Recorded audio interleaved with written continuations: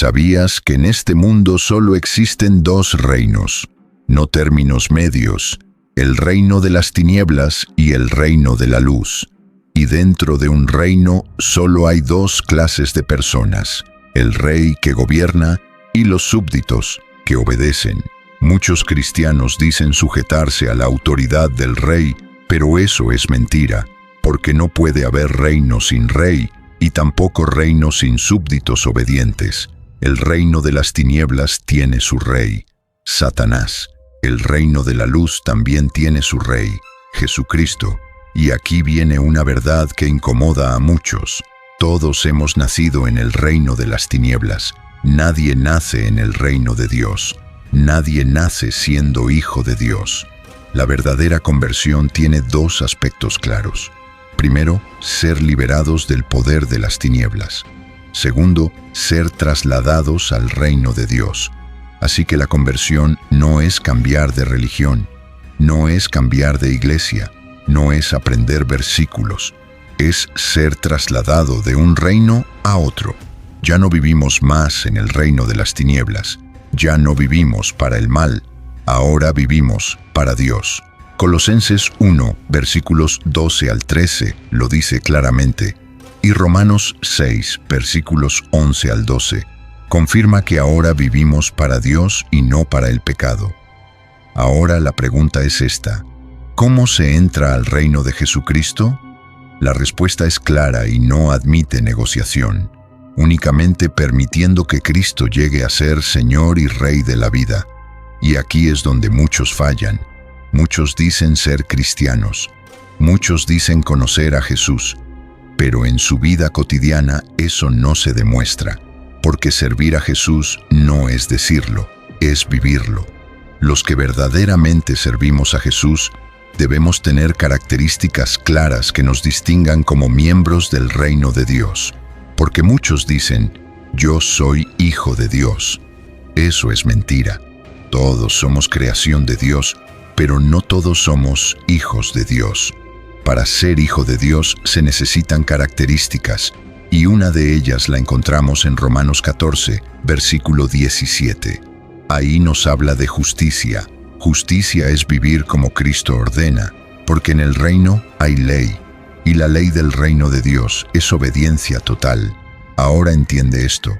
La carne es nuestra naturaleza humana no regenerada, nuestros impulsos, la ira, la depresión, la tristeza, los deseos, la lujuria, nuestros pensamientos, nuestra voluntad, cuando pensamos en un negocio y no lo consultamos con Dios, cuando tomamos decisiones sin orar, cuando movemos todo a nuestra conveniencia, eso es carne. El deseo de mi carne es mi propio deseo, por más inocente o santo que parezca. Y Efesios 2, versículos 1 al 3, lo deja claro.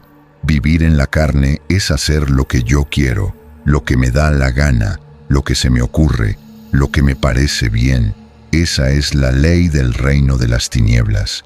Vive como quieras, haz lo que tú quieras, piensa como quieras, vive como te convenga. Y si tú dices ser cristiano pero no obedeces a Dios, entonces no eres hijo de Dios, porque estás obedeciendo a tu carne, a tus deseos, a tu forma de pensar. Pero la ley del reino de Dios es otra. Vive como Cristo te ordena vivir, no como a ti te parece, no como te conviene. No basta con hacer su voluntad en algunos aspectos, hay que hacerla en todos, al 100%. Esto no es obedecer cuando yo quiero, es que mi voluntad esté definitiva, completa y profundamente rendida a Jesús, que haya decidido obedecerle en todo, cueste lo que cueste. Desde ese momento ya no rijo mi conducta, ya no trazo mis propias normas, ya no vivo según los pensamientos del mundo. Ahora vivo conforme al Evangelio. Eso significa perdonar, hablar con respeto, amar al enemigo, quitar la depresión, la tristeza y la ansiedad, dejar de juzgar. Un hijo de Dios es diferente y hay una sola ley que debe regir, vivir como Él quiere.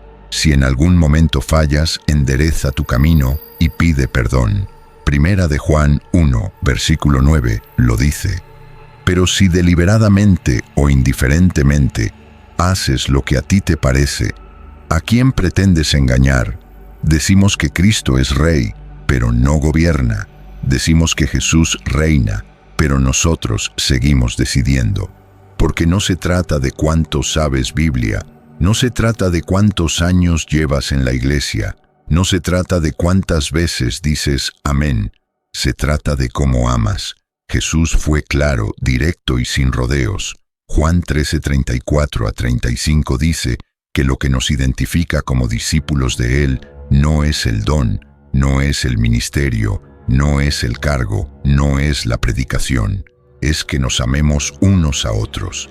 Amar al hermano no es una exhortación, no es un consejo, no es una sugerencia espiritual, es un mandamiento. Eso es lo que nos distingue de los demás pueblos, pero en el reino de las tinieblas se vive distinto. Ahí se vive en el egoísmo, en el amor a uno mismo, en el yo primero.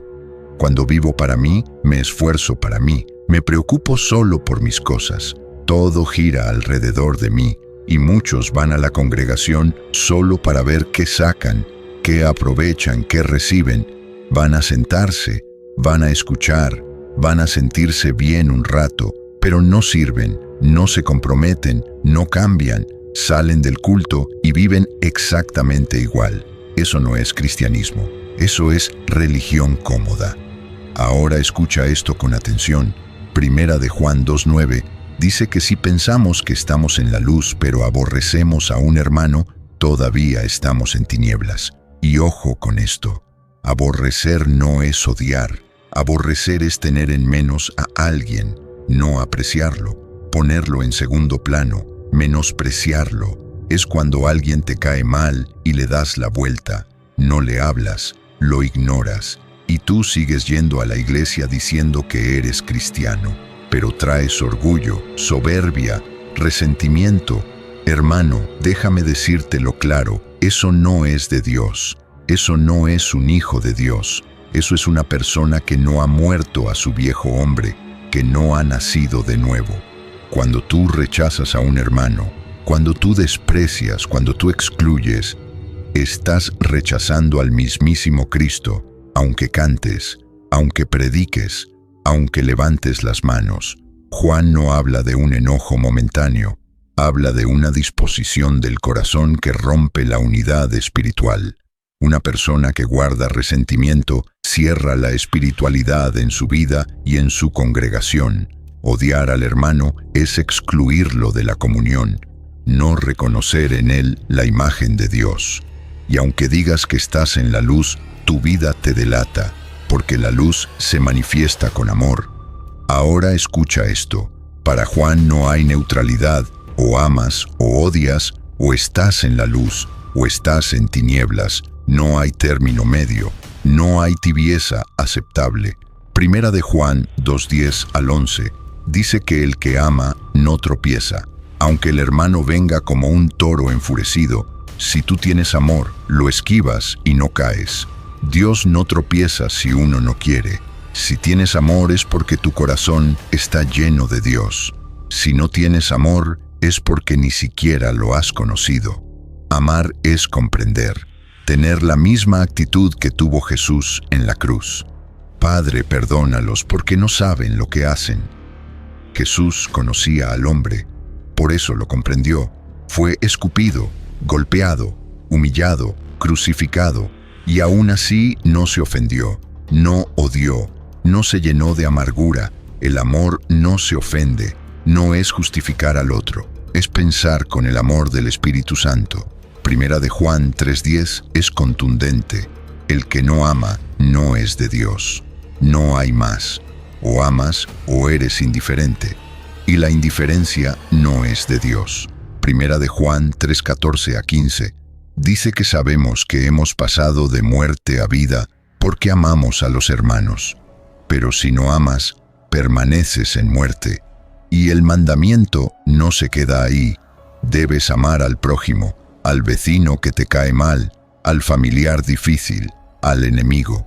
Si no, no estás en el reino de Jesús. Así que pregúntate con honestidad, ¿A quién desprecias?